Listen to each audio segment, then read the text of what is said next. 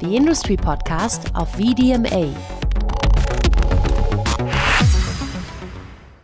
Europe knows many success stories, but none is as familiar to us all as the single market. For 30 years, this joint project has ensured that people can travel across the many borders just as easily as goods or services. It has given a huge boost since 1993 and continues to do so. Nevertheless, not all is well in the single market and reforms are necessary.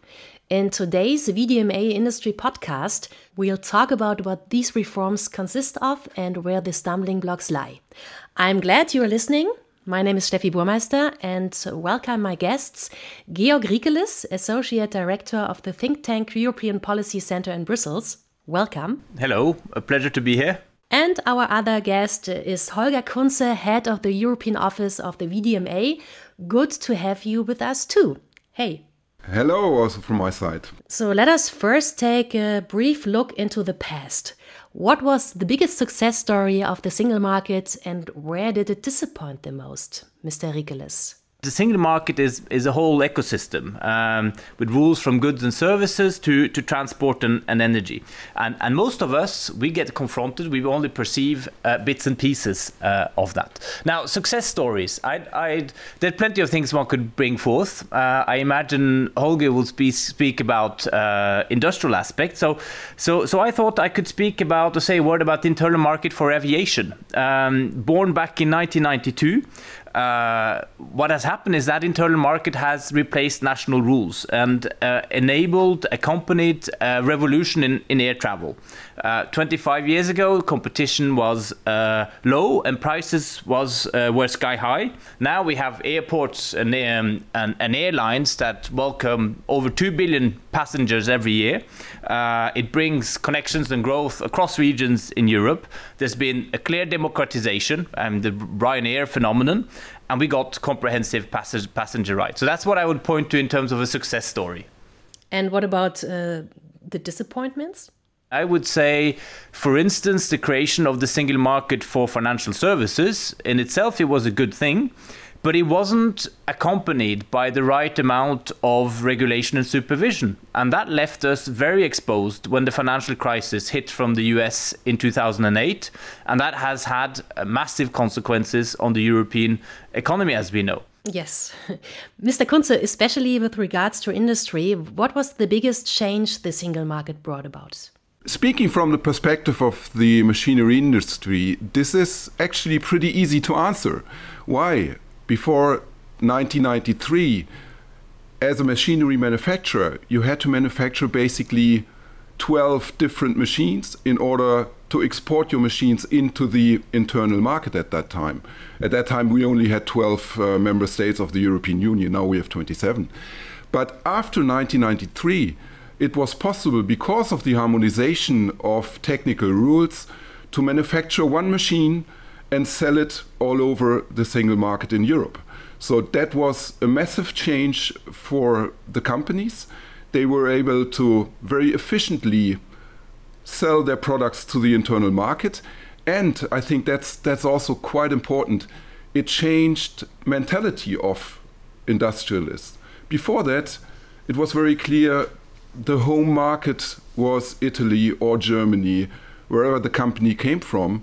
But now, if you talk to companies, the home market is Europe, is the internal market. So I think this is the biggest change we have seen in our industry. How has the single market shaped the competitiveness of European companies internally, but also on a global scale? Well, first of all, as I explained, the internal market made life much easier for our companies. So it was much easier for them to sell their products all over Europe. So that's the first thing. They had the possibility to scale up their production. They had the possibility to manufacture products for one market. And so that was really a big, let's say, also competitive advantage. So they, at the end of the day, they sort of experience, or it gave them the strength to develop machines for Europe, the experience also to be active on markets they probably didn't know that well before. And with this experience, they also could develop into further foreign markets. And the last point, which is probably even more important, is that they were exposed to even more competition. So all of a sudden, obviously, companies from other European markets, countries, were also active in their market, and so they had to fight against this competition. That made them stronger, and that made it much easier for them to also conquer other markets on the global scale. I must say I fully agree with Holger on this. I think there are two important logics at play here, which is one, competition, and two, scale. And the EU believes in competition, and it has served us well. Competition is not about the race to the bottom in price or quality. It's with the right rules, it creates innovation, better quality of products and services, and hence more productivity. And that means that companies satisfy consumer preferences and attain a better position in the market, and markets grow, and that's sort of the logic. And the second element, like Holger was saying, I think scale of the single market is key, and all the more so in today's world. I mean, the single market is our Heimatmarkt, our home market for European companies. But if they today are to be able to compete internationally, they'll also need this opportunity to develop scale at home. So the single market started with 12 countries, consists of 27 now. How has the enlargement of the EU changed the nature and dynamics of the single market? I think that's also another very interesting question. The single market is sort of a long history from the founding fathers, where the logic was to overcome war and create a more united, peaceful and prosperous Europe through economic integration, dysfunctional logic, small steps, spillovers, a growing ecosystem. And this has been present from the beginning, but of course it's been a long history of getting there in terms of the creation of customs union and abolishment of duties and quantitative restrictions, and of course mutual recognition, harmonization, all those things that have grown through the years. And then I think indeed enlargement is a fundamental chapter in the history of the single market. And if we are honest, I think this step from 12 to 27, as you say, has changed a lot. Not only in size. I mean, of course, the size of the single market of the EU economy has grown. We have seen the economic convergence. Think of Poland, for instance, which has been amongst the fastest growing countries in Europe. German supply and value chains now stretch deeply into Poland, but Poland is also a market for German manufactured goods. But I think it's not only a question of size. The nature and the dynamics around the single market have also changed with enlargement. I think the fact of economic and political disparities have raised new questions and made economic integration also more difficult. Questions like, can we have free provision of services while not having the same labor or social security standards? What role does competition on wages play in the single market, for instance? So open markets, yes, but what does a level playing field mean? So in short, with enlargement, the realization that the single market is rather incomplete, for instance, in the social and fiscal dimension, has really come to the forefront. And I think there's been an argument that convergence cannot only be economic, it should also be social. And that, of course, is politically very difficult. And it's difficult in the abstract, but even more so in the concrete. Well, we already talked about the competition. But yeah, the central idea of the single market is to allow a fair competition in Europe. And the strict EU competition rules are famous everywhere. Is this concept of preserving competition in the EU still up to date in view of the geopolitical tensions that we are currently facing? Well, that's obviously a very actual question which is being discussed very intensively on the political level at the moment. And to be honest, I mean, if we look into our industry, we can definitely say the focus on competition in the internal market is a success story. It made our companies ready for the international market. It helped us to become one of the leaders in many areas on the global market. That's the experience. That's the past. Now, I mean, looking into what's happening at the moment, we obviously see competition is still helping, but what are you doing if you're very strong in terms of competition, but if everybody out there is heavily doped? So that's a bit the situation at the moment, that we see other regions where public subsidies or public support in general is playing a much bigger role as in Europe. So we have to find a sort of balance in how we adjust our system in Europe, not going away from our focus on competition, but thinking about how we can somehow counter the attempts of other countries to subsidize their industry and try to, at the end of the day, try to beat our industries on the international market. So we need to find a balance. The answer is very difficult, but the answer is definitely not to throw away our focus on competition. Mr. Riekeles? Yeah, I think this is a very interesting question that goes to the heart of current debates. And the EU competition rules are, as we know, under pressure. I think it's very important to emphasize that so far they have served us well. And part of what they guarantee is equal terms of doing business for all European companies. And in fact, they also extend that to international companies that, of course, operate on the single market.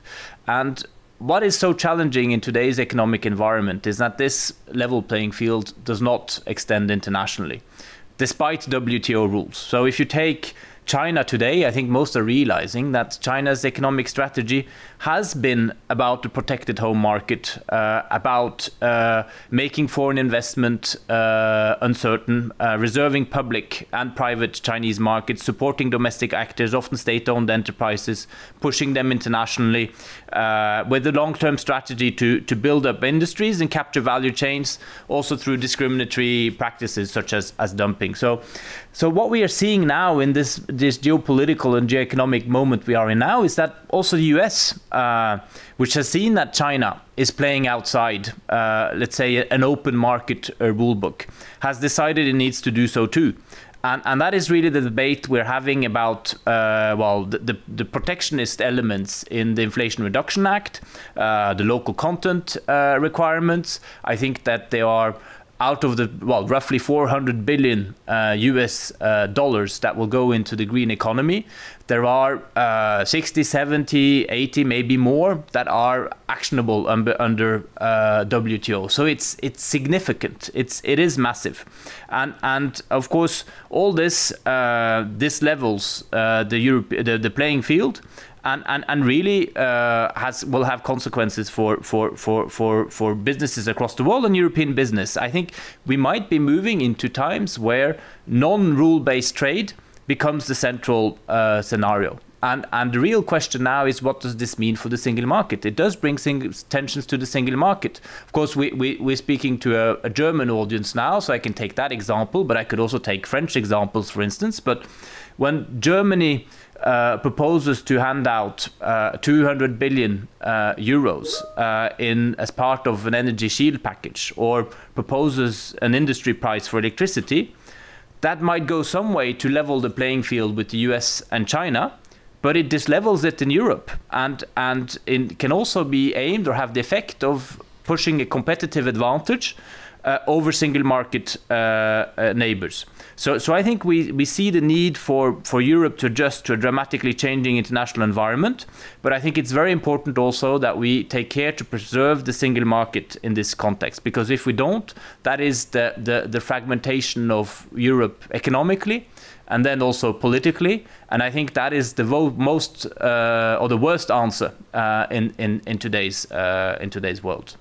So do you also sometimes have the feeling that EU member states have lost their enthusiasm for the single market? And if so, where does this come from? And what are the consequences, Mr. Kunze? I think this comes a little bit back to the question of what has enlargement changed. I mean, obviously, once again, the internal market has become much bigger, which is a big advantage for our industry and for other industry, for the economic players and for the consumer as well. But on the other hand, it led to differences among member states and in a way also to a sort of mistrust. We are seeing that very in a very specific way when our companies try to send their workers across borders in order to maintain machines, repair machines, or even install machines. Because this posting of workers has become so much more difficult within the last years because member states are afraid of salary dumping. The Polish plumber is a bit the example that went through media a few years ago. So the member states, they are afraid that workers come across borders in order to pick the work of their citizens. And this sort of mistrust leads to enormous burden for companies who are, like our companies, have to send workers across borders in order to do their business in Europe. So the debates about Europe becoming more resilient and sovereign are there. But how does it fit into the concept of the single market, Mr. Riekeles? Well, I think that question is also sort of linked to the previous one about the capacity to further develop the single market and other tensions that have come in the development of the single market. And I think the answer about saying enlargement has played a role, I think it is indeed more difficult to stay homogeneous in a larger single market than it is in a smaller one.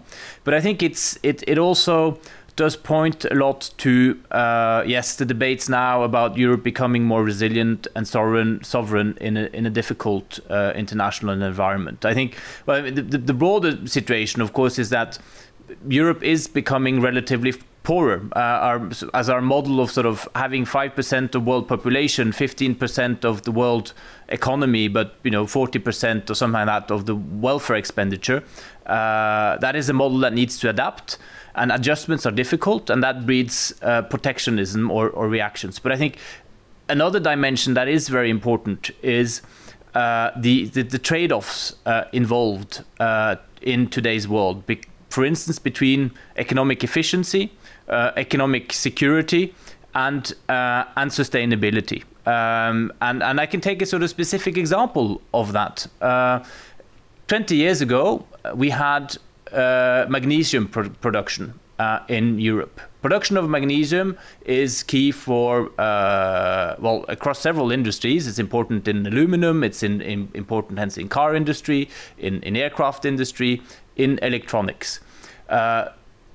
European producers of magnesium were driven out of the market by Chinese dumping, essentially.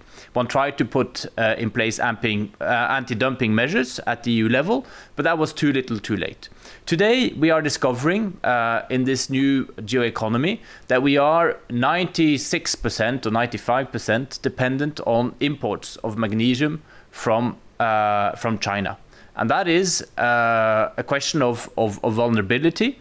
It's a question of economic resilience, potentially. And so one asks oneself what one wants to do with that, about that. And then the question is, when the Commission or the EU turns to potential magnesium producers in Europe, of course they say, well, what is the business case for this? Why would I start up producing magnesium in Europe again when it's coming in cheap from China, probably with a lot of state subsidies, with a lot of aid. What are the conditions that will guarantee this in Europe? And then very quickly, what you raise is both a single market question and what you raise is also a trade question. Because what you're looking at are the fundamental parameters for this business case. It's, for instance, then competition policy and state aid, and to develop this. And it's also very much questions around trade defense measures. And of course, in all this, there are trade-offs.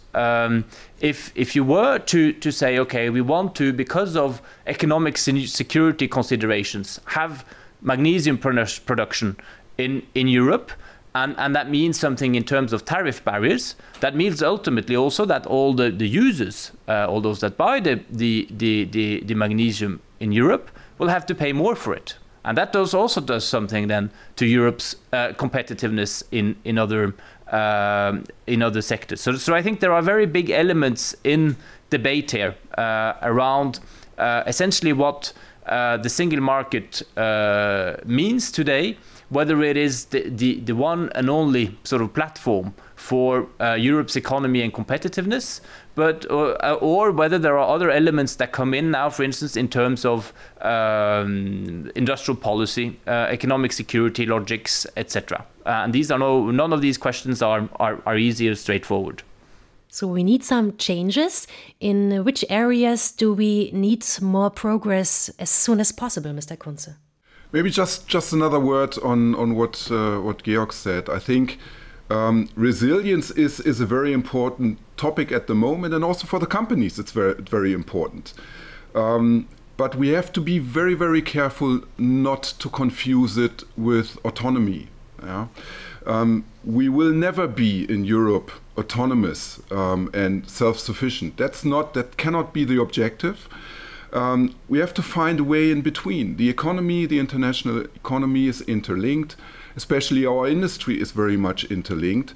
And we have to make sure that this somehow also remains the case. Obviously, we have to find incentives maybe for companies to diversify and to improve their resilience, but we will not be able to, in a sort of state-driven way, come to an autonomous Europe. So I think that's a very important point to make. And I know it's tempting for EU decision makers to define what is strategically important, which products we definitely need in Europe, but this is also something which is extremely, extremely dangerous, because if we bet on the wrong products, we will, at the end of the day, burn a lot of money and, at the end of the day, destroy Europe's competitiveness. So I think that's something that we have to keep in mind when we speak about resilience. Now, when we talk about improving the internal market, I think two things are important. First of all, I think it's a moment to do it. Why? Because there is within consumers, but also within industry, within the population of Europe, at the moment, a stronger sense of the necessity of Europe staying together and developing the internal market. Because of the geopolitical developments we are seeing, because of what we saw with the Brexit, because of what's going on at the borders of the European Union. So I think there is a momentum to do it. That's the first thing. And now, in which areas do we have to improve? Obviously, and I think everybody is saying that, we have to become much better when it comes to the provision of services within the internal market.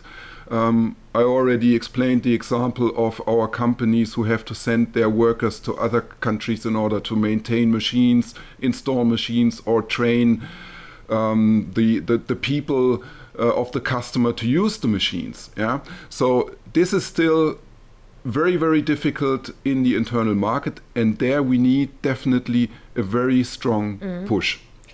So let us take a brief look on the last years. The last years were very tough because of Corona, and borders were closed on a broad scale within the single market. What kind of damage did this add on the EU? Yeah, the Corona, the pandemic experience, I think that was indeed quite an important one, and an important test for Europe, also in terms of the single market. And I think there's both a negative and a positive story to tell here. The negative, of course, is that when the pandemic hit, the reflex was the closure of borders. The reflex was everyone or every country for itself, and this could have been disastrous, and this did happen at quite a broad scale, as you say. So that is really was an important warning for those who believe in European cooperation. But more broadly, I think it really highlights. Coming back to the previous question or discussion we had about resilience, about in moments of stress, it is also important to have this capacity to stick to the fundamentals. But so there's indeed a negative story from the pandemic, but I think also there's a positive story, and that the positive story of the pandemic is that in the end, the EU collectively, because the heads of state and government, because of the EU institutions held together, they did manage, by and large, to preserve the single market. The Commission acted very swiftly to propose and make sure that trade, commerce, transport would keep open through, for instance, the establishment of green lanes. So this was absolutely decisive, I would say. I mean, I can basically underline what Georg was saying. Just the other day, I visited a company, a member company. We were discussing about the situation during Corona, and they said it was an absolute shock when they realized that borders were closed, and for them it would be probably impossible to supply a factory they had somewhere else in Europe. So they said this is going to be a shock, but then they realized within a couple of days or weeks that the European Commission brought forward proposals with those green lanes, so to open up the borders again for transport of material and so on. So at the end of the day, they said it was a shock in the beginning, but at the end of the day, the European Commission found a solution, and everything went okay. So it's also an example how Europe can work when crisis hits. So do you have the feeling that the trust of industry into the single market is still existing, Mr. Riekeles? Maybe also after Corona? Yeah, I think most of Europe industries does know how much it depends on the single market to be able to do what, of course, business does best, which is innovate, which is grow, which is export, which is produce value added. So I think that is absolutely a general realization, and that's also that business voice. Those business voices is also a fundamental then guarantee against tendencies towards protectionism that can come from elsewhere, and tendencies that can go in the direction of a fragmentation of the single market. I think Holger spoke earlier about the single market being a continuous process that one needs to keep on developing, and I would absolutely support that. If I can sort of use an image, maybe it's a bit simplistic, but it's a bit like, in a way, that the smartphones we all have now. If we don't keep on doing the upgrades, if we don't keep on updating the apps, the applications, then after a while it is out of date and works less and less well. And unfortunately, I think there has been too little enthusiasm around the single market in past years, and I would also fully agree with Holger. I mean, the services market is one where that stands out because there is too much red tape, too many national discrepancies for European businesses to properly benefit from effects of scale, and there has been too little willingness and capacity to do something about that.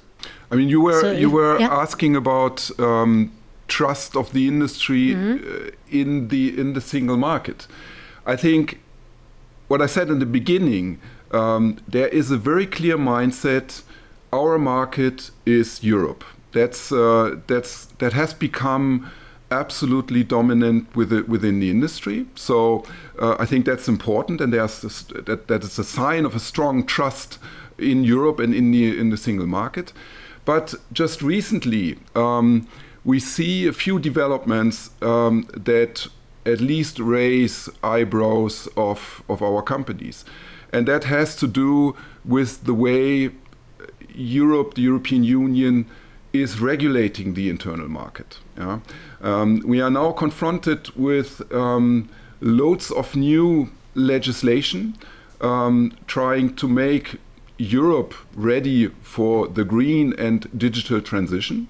And the way of regulation is pretty difficult for our company, because the regulation is very often extremely detailed, limits the freedom of companies to develop ideas, to be innovative. And that way of regulation can become a big problem for the competitiveness of industry in Europe. So we believe that there need to be some sort of rethinking in the way we are regulating Europe. Once again, we are still very much in favor of European legislation and European legislation as such, because one piece of European legislation in principle replaces 27 national pieces of legislation and makes life easier. If it's done in a let's say well-determined and well-defined and not too detailed way. So if we take a look into the future, what do you think concrete, how should it be reformed, the single market, in the view of industry? Well, first of all, we have to start with, let's say, a strong initiative to liberalize the service market in Europe. That's the first step. Remove red tape, remove barriers for the provision of services in other countries. And obviously, member states will have to make a big effort there, because there are a lot of very traditional rules in terms of qualifications that you need to have in order to provide certain services in member states. So member states have to move quite substantially in that area. So that's the first thing. Then we need what I would call a simplification exercise. Yeah? So the next step in order to make the internal market effective and efficient again is to go through the legislation and try to remove legislation that basically limits the freedom of companies to innovate and to develop new ideas. And the third aspect is to have a much closer look into the digital side. The Commission is working on that, but I think there are still some steps to go in order to create something like a digital single market in Europe. Mr. Riekeles, what do you think will the single market look like in 5 or maybe even 10 years? That's a big question. I think it's quite an open-ended question in a way, and that those who really believe in the single market absolutely must fight for it. I think Holger has pointed to some of the pain points that need to be looked at and need to be addressed. I think it's very important to emphasize that single market legislation needs to be enabling legislation, creating opportunities, not difficulties. I think most of the single market legislation is. I think it's also the important, as was stressed by Holger, that a simple sort of one in, one out rule, for instance, is, to me, that is a little bit single market populism, because in essence, what we have is a problem with a lack of harmonization in Europe, with gold plating on or red tape or different rules or formalities, procedures at the national level. So the more you can actually manage to agree on common frameworks, also in more complicated areas, such as the fiscal areas, social areas, the more that will facilitate also the deepening of commerce and trade. So, and in all this, of course, the green agenda is a massive one. It's not going to go away. It is about the fundamental transformation, not only of our energy systems, but it's also going to touch very deeply on our lives as consumers, and also on all our productive capacities. I think there are clear trade-offs in this. If we want to drive this agenda, well, a lot of the time one wants to be quite prescriptive to keep up the pace. At the same time, there is this need to leave the space for innovation, as Holger was talking about. And I think if we look to the future now, for the coming years, maybe for the coming Commission, trying to wrap our head around what a green single market means is an interesting one. I mean, one can take specific examples. If today you have at member state level type of, I don't know what you would call them in German, but sort of eco taxes that are placed on, not very high, for instance, a couple of euros that are placed on the selling of digital equipment, for instance, smartphones. Well, it's clear that might be very justified from sustainability reasons or financing of a transformation of the green economy. But it also raises question when that's done at national level in terms of the digital single market, of e-commerce, simply across borders. So what is the positive solution for one becomes red tape or difficulties for the other. So those are the kind of questions one will be confronted with. I think, in broader terms, and a bit simplistic terms, I think one should definitely, when it comes to the single market, have the ambition both to make it grow bigger and to deepen it. But there are many things to work on to solve that. And I think, at last, as a final point, one very tangible question now is indeed, what does economic security, what does industrial policy mean in the context of the single market? Mr. Kunze, maybe some last words. What will the single market look like in some years, or even in 10 years? Well, I know Jacques Delors said at some point, you will never fall in love with the single market. I think somehow the member states have to fall in love with the single market again in order to bring about this push I was speaking about. So since I'm an optimist, I think within 5 years, provision of services within the internal market will become much more easier, and we will have an internal market that enables again our industry to be innovative and competitive on the global market. The single market is one of the most important forces for the cohesion of the European Union. But as we learned during this podcast, reforms are necessary so that Europe will stay or become even more competitive and innovative. Thanks to my guests, Georg Riekeles, Associate Director of the think tank European Policy Center in Brussels, and Holger Kunze, Head of the European Office of the VDMA. Thanks. Many thanks. It was a pleasure. Thank you.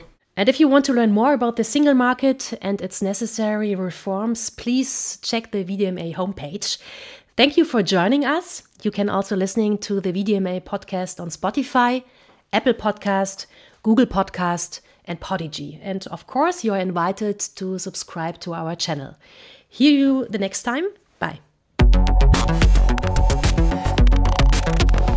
The Industrie Podcast of VDMA.